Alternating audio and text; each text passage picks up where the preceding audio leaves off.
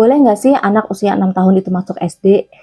Banyak kayak yang galau, pengen masukin anaknya usia 6 tahun aja ke SD, tapi katanya SD itu hanya mau nerima usia 7 tahun. Terus banyak juga yang bilang tentang dampak negatif nyekolahin anak di usia dini, usia 6 tahun.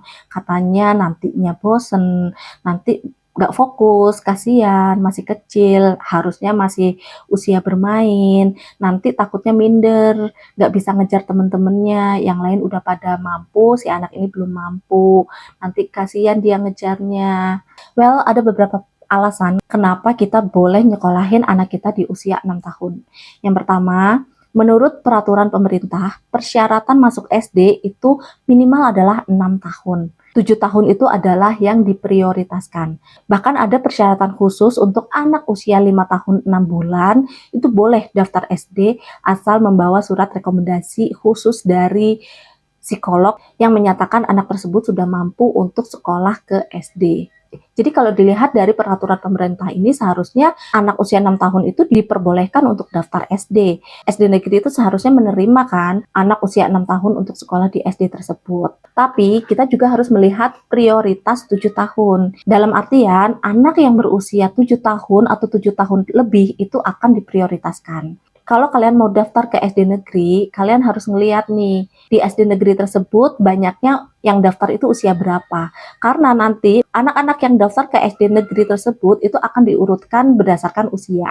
Diurutkan dari usia yang paling tua sampai usia yang paling muda. Kalau misalnya yang daftar ke SD tersebut itu ada 150 orang dan SD tersebut hanya mampu menerima 100 orang, otomatis yang diurutan 101 ke bawah itu pasti bakal nggak diterima.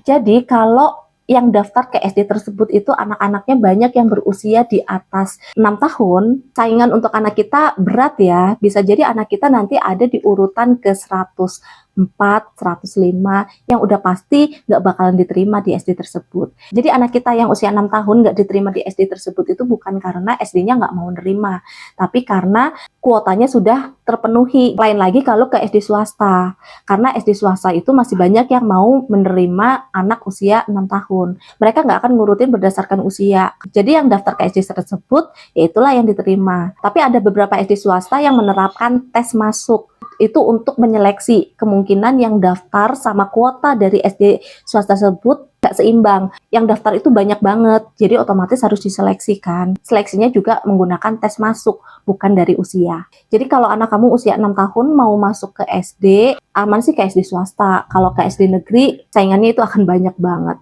Alasan kedua kita boleh nyekolahin anak usia 6 tahun adalah dengan melihat kesiapan dia. Sudah siap atau belum? Karena anak kalau belum siap, tapi kita paksa untuk sekolah, itu dampak negatifnya itu banyak banget. Jadi kalau kita mau nyekolahin anak kita usia 6 tahun mau masuk SD, itu lihat kesiapan anak masuk SD. Anak kita udah siap atau belum. Lihatnya itu bukan dilihat dari kayak, kelihatannya udah siap, harusnya sih udah siap. Bukan dilihat dari kayak gitu ya, tapi ada yang namanya checklist kesiapan anak masuk ke sekolah dasar. Ada dari kesiapan fisik, kesiapan emosional sosial, kesiapan kognitif, itu ada checklist-checklistnya. Kalau anak kita kesiapannya itu sebagian besar terchecklist, sudah dipastikan anak kita itu siap untuk masuk ke sekolah dasar. Tapi kalau ada beberapa yang memang checklistnya itu kurang, itu artinya anak kita belum siap, jangan dipaksakan. Kalau memang udah siap, ya udah, gas aja, nggak apa-apa. Jadi menurut aku, kalau misalnya kamu mau nyekolahin anak kamu usia 6 tahun atau punya rencana nanti anak kamu sekolah SD-nya 6 tahun aja, itu kamu harus fokus sama kesiapan anak masuk ke sekolah dasar. Dimulai dari berapa tahun? Dari 0 tahun kalau bisa. Ada yang namanya stimulasi. Gimana cara stimulasinya? Main bareng. Kita harus rajin-rajin ngajak anak kita main dengan permainan-permainan yang bisa menstimulasi perkembangannya. Kalian pasti dengar milestone perkembangan anak kan? Pencapaian apa saja yang harus diraih sama anak kita di usia-usia tertentu. 0 sampai 1 tahun udah harus apa? 1 sampai 2 tahun udah harus bisa apa saja. Terus lanjut sampai usia 6 tahun itu harus bisa apa aja. Itu di usia emas anak-anak. Jadi kita harus melihat perkembangan anak kita dari tahun ke tahun.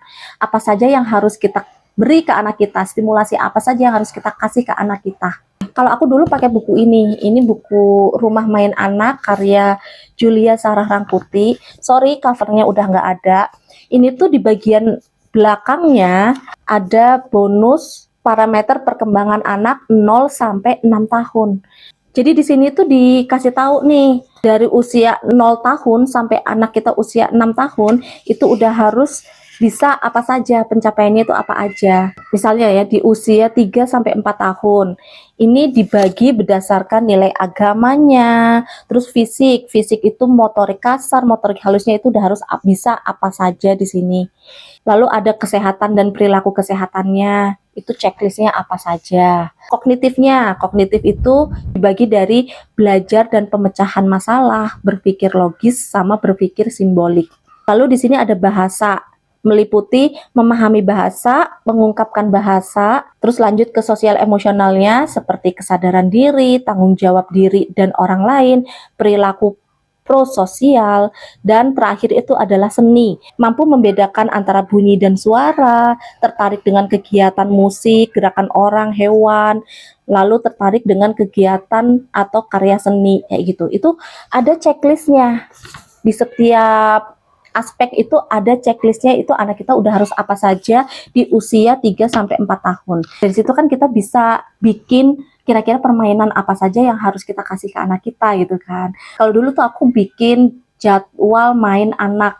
Di Senin mainnya apa, Selasa mainnya apa, kayak gitu. Kalau sampai usia 6 tahun ini semua sudah oke, insya Allah anak kita siap untuk masuk ke sekolah. Jadi daripada kita sibuk mikirin kata-kata orang yang bilang, ih kasihan amat, anaknya masih 6 tahun udah disuruh sekolah, orang tuanya egois banget ya, masih kecil udah disuruh sekolah, harusnya kan masih main. Daripada kita sibuk mikirin kata-kata seperti itu, lebih baik fokus menyiapkan anak kita supaya anak kita siap untuk masuk sekolah.